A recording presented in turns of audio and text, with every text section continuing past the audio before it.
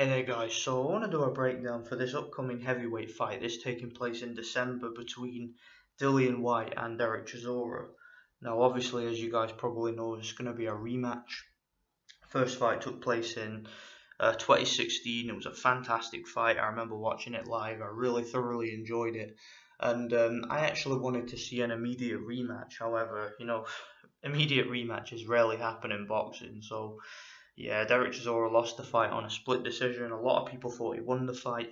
Personally, I had Dillian Whyte winning the fight, but only by like a round or two.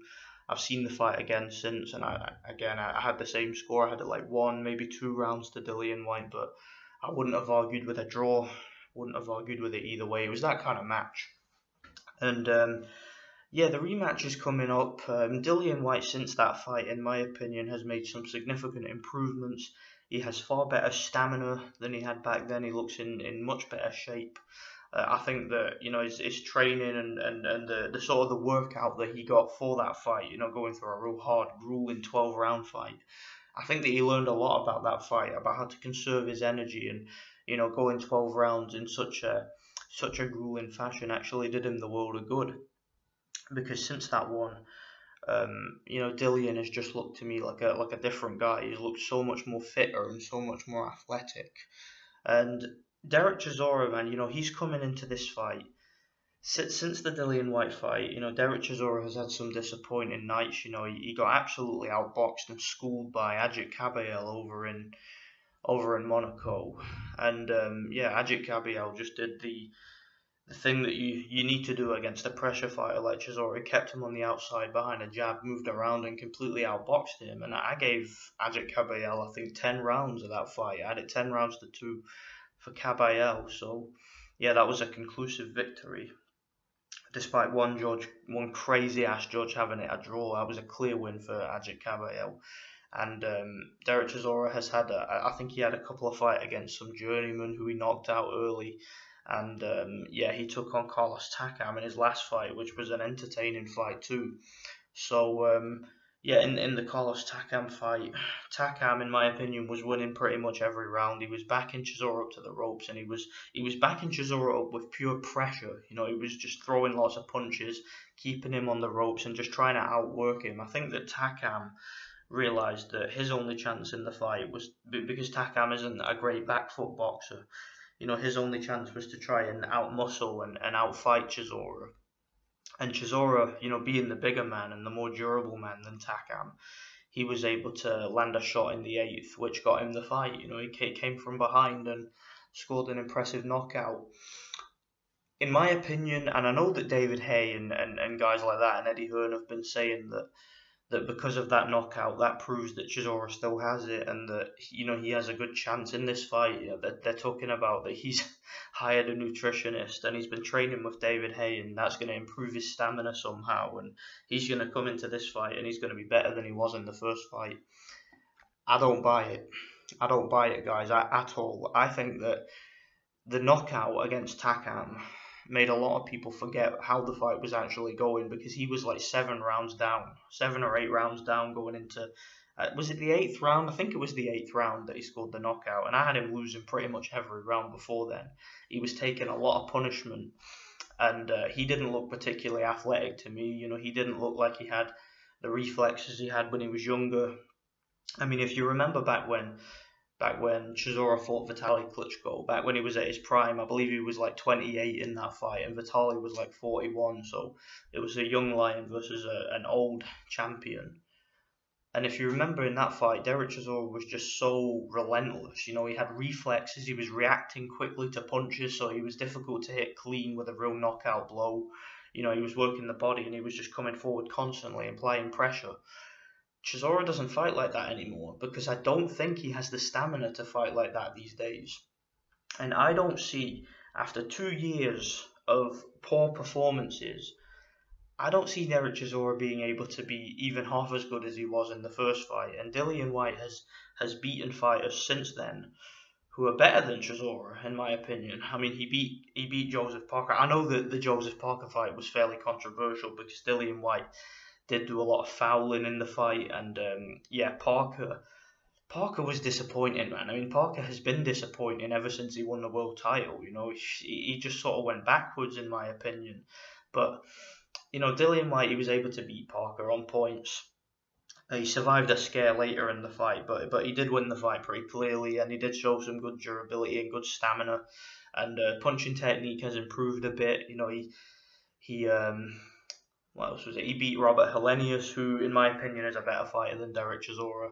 Although, to be fair, you know, now that I think about it, to be fair, Robert Helenius, you know, he did have about 10 days or something to prepare for that fight. So, you know, he can't have been in great shape facing Dillian Whyte. I watched that one live as well, and yeah, Helenius didn't seem to have really any stamina in the fight. And to be fair, you know, I've talked in the past about how Helenius has had numerous injuries which have hindered his career. So yeah, I just think that if I'm being honest, guys, I don't think that Dereck Chisora has improved at all since the first fight. Whereas I do think that Dillian has improved quite a bit. And you know, like I said, he's been able to pull out wins against guys like Joseph Parker and Robert Helenius. You know, there's talks of him getting a world title shot soon. You know, there's talks of him potentially fighting the winner of Wilder versus Fury, potentially fighting Anthony Joshua in April. I just think that Dillian Whyte has too much. He has too much momentum at this stage. Too much going for him. You know, Eddie Hearn has big plans for Dillian Whyte. Eddie Hearn does, and I just think that politically that's gonna give Parker an edge in this fight. And I just don't think that Chisora. How old is Chisora now? 35, something like, I don't know, something like that. And Dillian Whyte to me is coming into his prime now, whereas Chisora to me, he was at his prime back when he fought Vitaly Klitschko in 2012. I don't think Chisora has been anywhere near as good since then, and he's been in some rough fights. I mean, he got absolutely bitch slapped by Tyson Fury in the rematch, got dominated, and was forced to pull out in the corner. He got knocked spark out by David Haye in the fifth round in a really entertaining fight. And this was back when Chisora was, you know, still had some stamina. You know, he was still fairly tough and durable and known for having a good chin. Whereas nowadays he's known for blowing hot and cold. And I really don't see how hiring David Haye as his manager or co-trainer is going to make any difference in the fight, to be honest. I think that's just a way. I think they're using that to kind of sell the fight, if you know what I mean. You know, to make you think that Chisora has more of a chance than he does. I see Chisora getting probably stopped this time against Dillian Whyte. If Chisora does win, and he's got a puncher's chance, I guess. I mean, Dillian Whyte has been down, and Chisora did score a knockout coming from behind late against Takam. So you could say that, you know, if Dillian Whyte gets sloppy and careless, he could get knocked out. But I just don't think that at this stage of Chisora's career he can be at his prime. I think at this stage of Chisora's career he's been found out at world level. We know how far he can go, and we know how far he's willing to go to achieve victory. And that's not very far these days. Like I said, when he got completely schooled and outboxed by Ajit Caballel, there was no urgency from Chisora whatsoever, and he was complaining afterwards like he got robbed, even though he clearly lost the fight. And I mean, the first fight with Dillian Whyte, you know, he showed a lot of ambition, but you know that was 2 years ago, and you know, 2 years and a lot of fights ago, you know, and in all these fights that Chisora has been having, he's been taking punches, and he's been, you know, obviously he's been taking a lot of toll on his body by blowing up in weight and by losing weight for fights, because Dereck Chisora does blow up in weight in between fights a lot more than some people do. And I just think that he's taken too much of a toll on his body, and I think that this new idea of hiring David Haye and hiring a nutritionist and trying to reinvent himself and get back in shape, I think it's too little too late. And you know, maybe if he was like 30, 31, you know, a little bit younger, that it might help. But at the age that he's at now, and with the miles on the clock that Dereck Chisora has, I don't see it working out for him. And I think that Dillian will outbox him and potentially stop him late. So I'm going to pick Dillian Whyte to win by stoppage. And I can see Dillian Whyte fighting for a world title in the early part of next year, either against the winner of Deontay Wilder, Tyson Fury, or potentially against Anthony Joshua on that April date. You know, if Dillian doesn't get like marked up and cut or something like that, and then 4 months later he should be able to jump in the ring with Joshua. So and you know, the first fight against Joshua was a fun fight, so I see no issue with a rematch. I think it's about time, because Dillian has been ranked so highly by the sanctioning bodies for a while. It's about time he got a title shot. So yeah, I'd like to see it. I certainly am gonna tune into this fight if I've got nothing better to do. I might not watch it, but I'd maybe, if I don't watch it live, I'll see it afterwards on YouTube or something. So yeah, I think that this is going to be an entertaining fight while it lasts. I mean, you guys know that I'm not a fan of Dereck Chisora as a person. I think the guy's a dickhead. So if he does get bashed up like I expect him to, I'll enjoy watching it. But I'm not gonna, I sound horrible for saying that.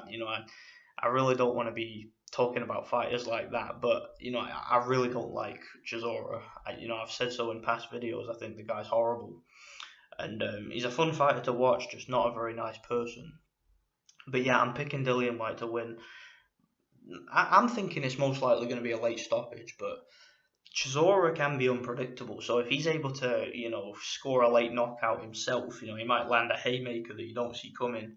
Or if he's able to somehow old man his way through it and last it to the distance, wouldn't be surprised. So yeah, God bless, and let me know what you guys think. Thanks for watching.